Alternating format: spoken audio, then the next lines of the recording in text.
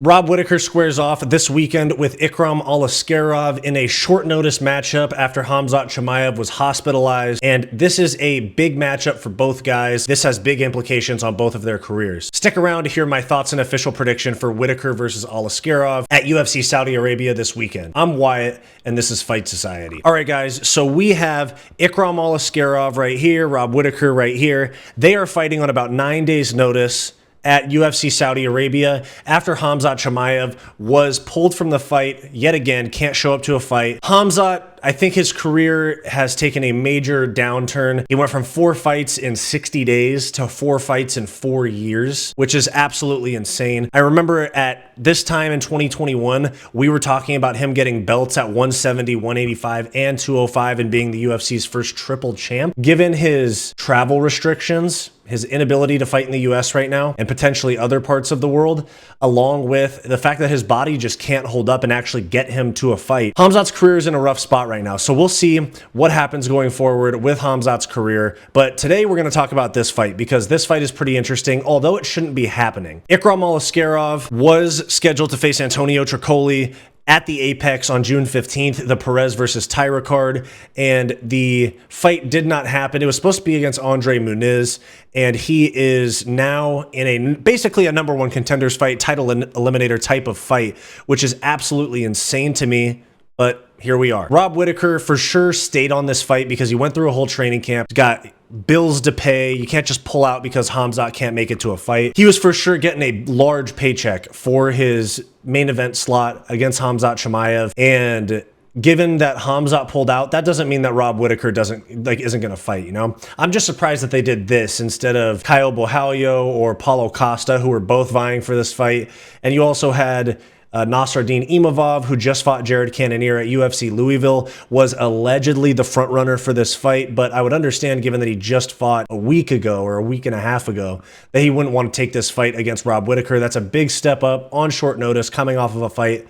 Probably a smart decision to not fill in against Rob Whittaker on the other side of the world.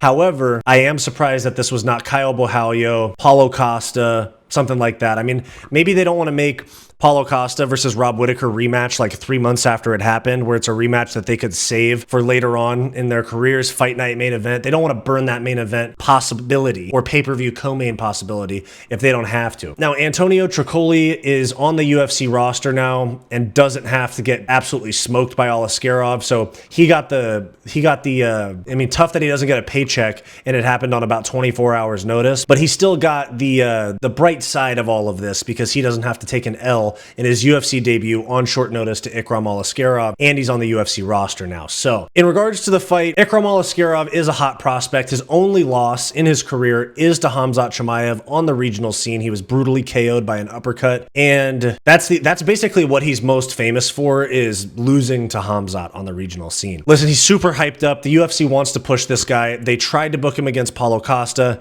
They pulled Paulo Costa off of that card to fight Khamzat, and then Paulo Costa pulled out of that fight, and Khamzat ended up fighting Kamaru Usman. Then they tried to book Ikram Aliskerov against Anthony Hernandez at UFC 298. Ikram pulled out of that fight, and that's why Anthony Hernandez fought Roman Kopylov. And then he was supposed to fight Tricoli, but before it was Tricoli, it was supposed to be Andre Muniz. So they've been trying to get him a ranked matchup, and it just worked out where they throw him probably the 3rd best middleweight of all time, behind Israel Adesanya and Anderson Silva. Top 5 middleweight of all time after never fighting a ranked opponent. He beat Phil Hawes, who's on everyone's KO highlight reel, and he beat Warley Alves, who is a welterweight moving up to 185 on like a week's notice to fight him. So obviously, like I've said about the Dagestani privilege, guys, this is not an earned opportunity. This is a given opportunity for Ikram Aliskerov. Now, in terms of the fight, they are both heavy strikers, but Rob Whittaker can wrestle, Rob Whittaker can grapple. We haven't seen that from Ikram Aliskerov. We have seen him smoke people on the feet and really not much on the ground. So I think that this fight's going to happen mostly on the feet. There is some things to consider, though, because Ikram Aliskerov has to change from a UFC debut fighter in Antonio Tricoli to Rob Whittaker on 9 days notice, so you can't really put together much of a game plan. He's also going from 3 rounds to 5 rounds with no preparation, essentially. You can't just get ready for a 5-round fight in a week. So we'll see what happens. Rob is a little bit chinny at times, so I could see him just getting hit with that piston of a right hand that Ikram Aliskerov has and getting dropped in the first round and TKO'd.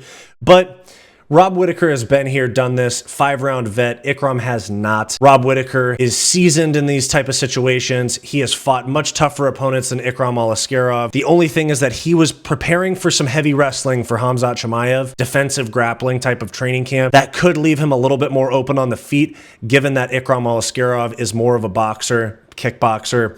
But I still think that Rob Whittaker is going to get it done. So my official prediction is that Rob Whittaker is going to get an early TKO of Ikram Aliskerov in round 1 or round 2. It's going to happen on the feet. I think Rob's going to drop him with a head kick and finish him on the ground. TKO finish for Rob Whittaker in the late first or early second round. So there is my official prediction for the main event of UFC Saudi Arabia, Whittaker versus Aliskerov. Beat these unranked Dagestanis that don't deserve these opportunities back to the Apex prelims, okay? I'll see you guys next time. Thanks. Thanks for watching this video. Make sure to like and subscribe. If you want access to extra content aside from my regular videos, click the link in the description down below to become a channel member and get access to members-only live streams and other bonus perks. Or click the join button on our channel homepage. And if you're interested in some non-MMA content from me, check out my weekly podcast, the Hissyfit podcast, and check out my personal channel, Wyatt's World. I'll have them both linked in the description down below. Go watch this suggested video, and I'll see you next time.